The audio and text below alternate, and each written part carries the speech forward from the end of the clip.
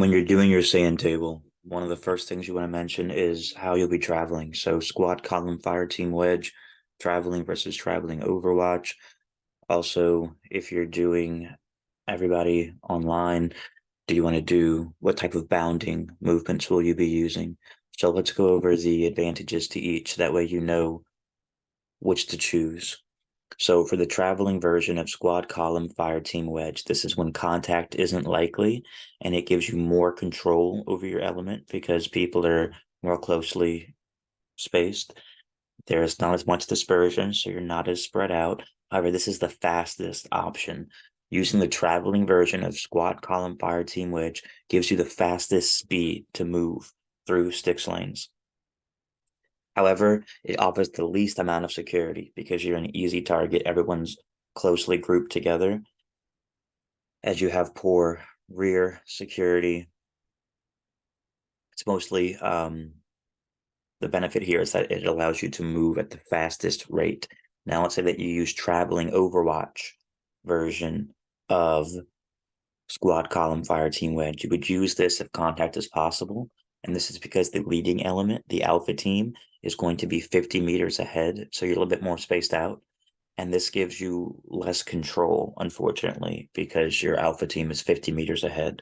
However, you're more dispersed out, and that gives you a little bit more security, but it's going to be slower movement as opposed to if you're doing the traveling version.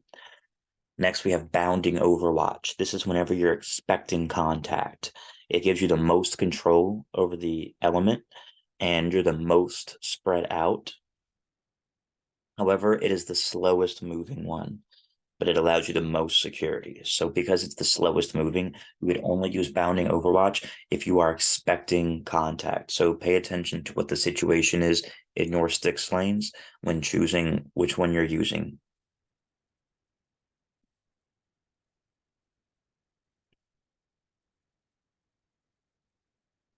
So let's say that you start off with the bounding Overwatch.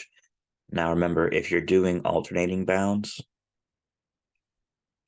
that means that one team is going to advance forward and stop right here, for example.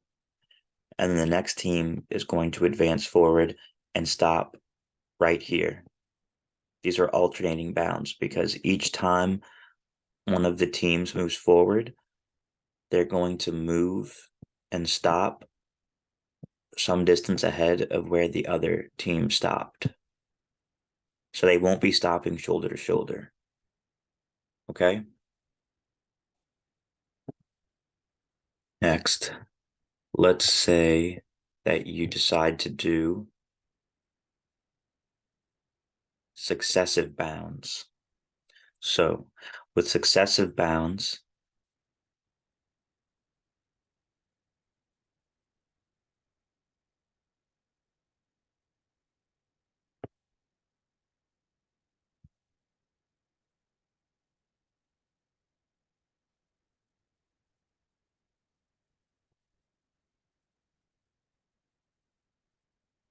one team moves ahead, stops at one position, the next team moves up and meets with them. So you're meeting with each other each time you move forward. And then the next team moves forward, stops at some position, and then the next team moves forward and stops right beside them.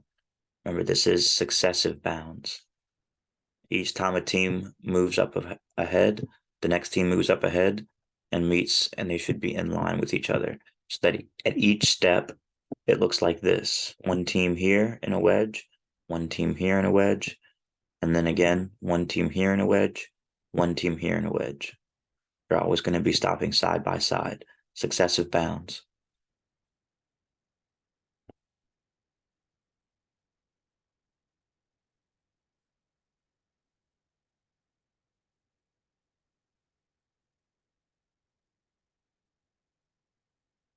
So let's say one of the first things that you encounter when you're stepping off in your sand table is a linear danger area. You come across some road.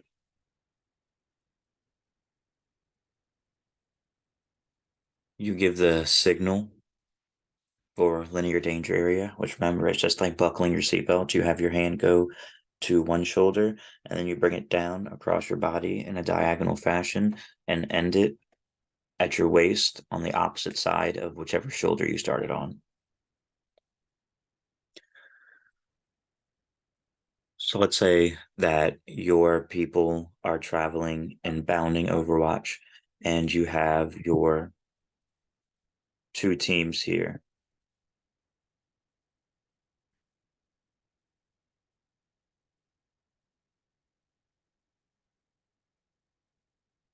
And you come across a linear danger area. Here you are as squad leader. The team leaders give the signal for linear danger area. What you're going to do is you're going to set up security. So you'll have two people, one go right here, and they'll be pointing out this direction with their weapon, pulling security on the road. This person here moves to this position, points their weapon in this direction, pulling security on the road. The next person's going to come and bump them,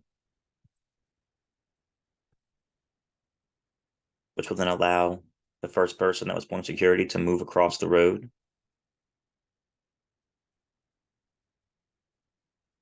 to the other side.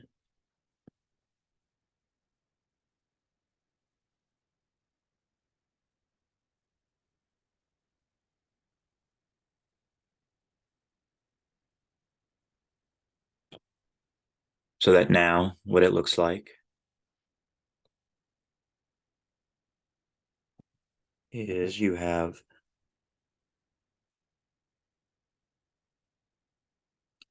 the first person now has crossed the road.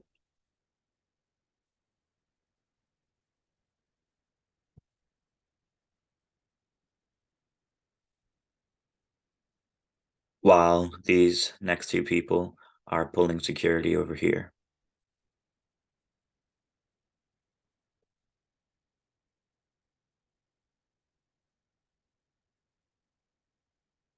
Next, you'll have two more people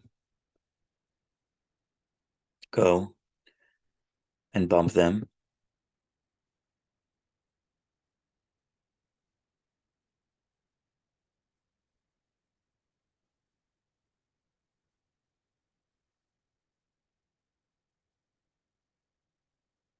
And what happens whenever these next two people go and get bumped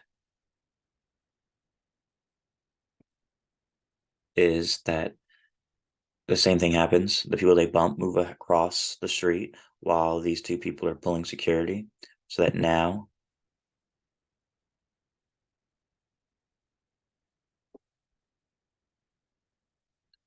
it looks like this, where you have these two previous people standing here pulling security.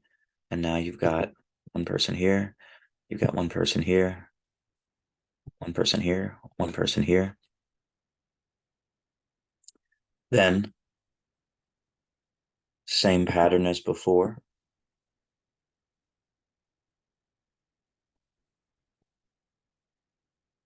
Next two up. Come and bump the people pulling security.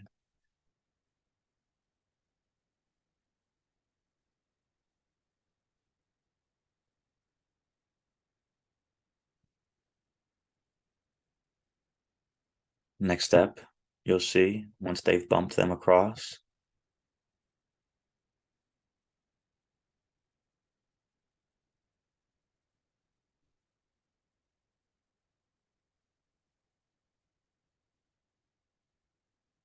after everyone's crossed, you've got these people on this side pulling far side security.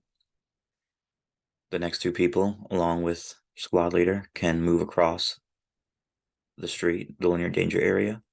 By the time you're all done,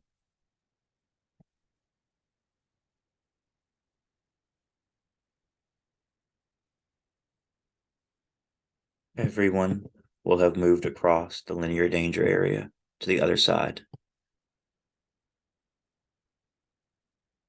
and will be free to continue on forward. And I remember the method here is called scrolling the road, and the symbol for scrolling the road, you're going to look back, you're going to take your hand, make a C configure the letter C configuration with your hand, and you're going to rotate that C configuration on your hand on your shoulder to the clockwise position to signify scrolling the road. Now, also, whenever you're scrolling the road on your sand table, it's important to designate where your rally points will be. So, unfortunately, things don't always go as planned. Whenever you are crossing the linear danger area, you might receive contact, people might get dispersed, and you need to be able to specify once everything is cleared, where will we rally to gather back together if we get dispersed. So you'll have a near side rally point and a far side rally point, depending on where you are whenever you get dispersed. So whenever you're briefing your sand table, you want to specify, for example, we'll have a near side rally point here in case everybody gets dispersed. This is where we'll meet afterwards to regroup and proceed with our movement. Also, far side rally point, if we get dispersed, we need a place to meet up. You could say this will be our far side rally point. On this side, on the far side of the linear danger area, we'll regroup here, and you'll specify that this will be our rally point, our rally points in case we get dispersed. The assembly area where you'll be assembling would be the other side of the linear danger area once you've crossed. And so this is an example of whenever you're briefing your sand table, how to understand scrolling the road and what you'll be doing when you're scrolling the road and what rally points will be. So after you have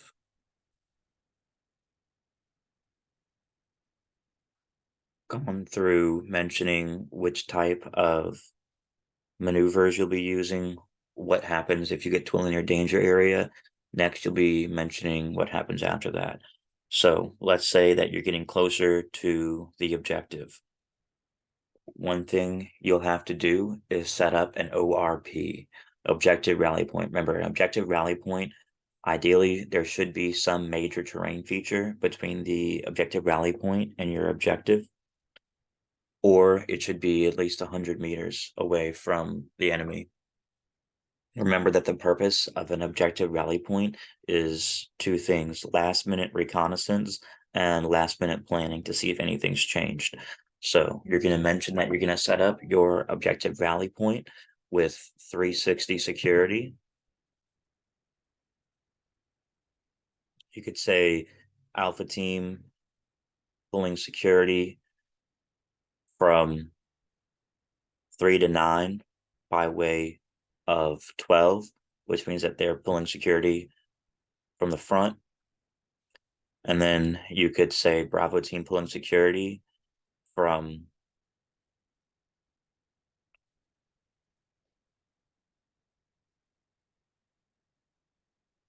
back. You could say Bravo Team pulling security from 3 to 9 by way of 6, which means that they're in the rear pulling security in the rear. And now you have 360 security. Okay. So this is your objective rally point. That should be one major terrain feature between yourself and the objective, or at least 100 meters away. And this is for last minute reconnaissance and planning. So you'll specify that you will send an RTO, squad leader will go, and one other person to go to conduct reconnaissance, and then they'll return to the ORP, relay any last minute information from the last minute reconnaissance, and then you're good to go with your mentioning of the ORP.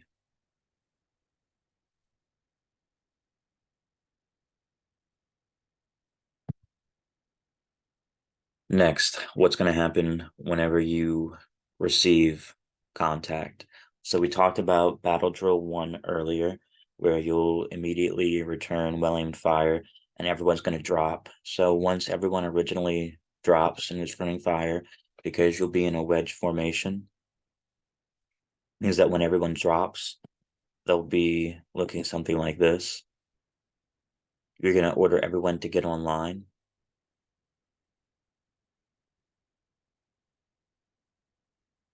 Once everyone's online,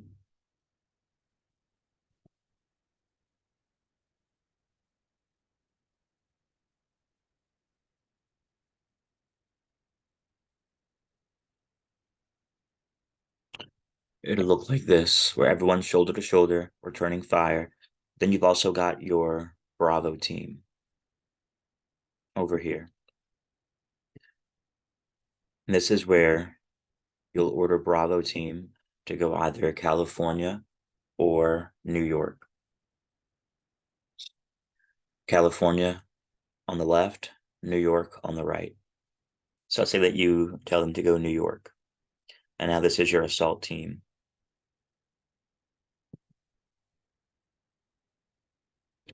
So you've got your support by fire team.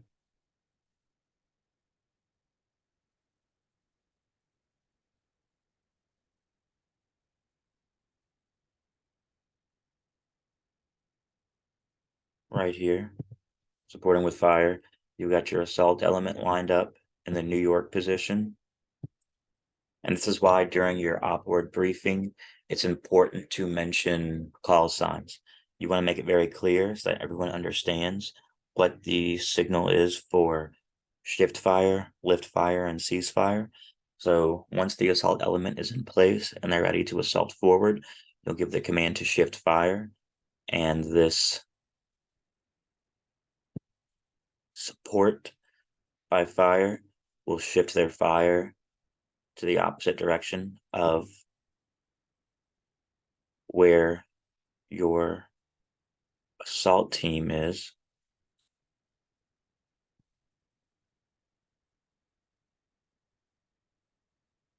The assault team is going to advance forward.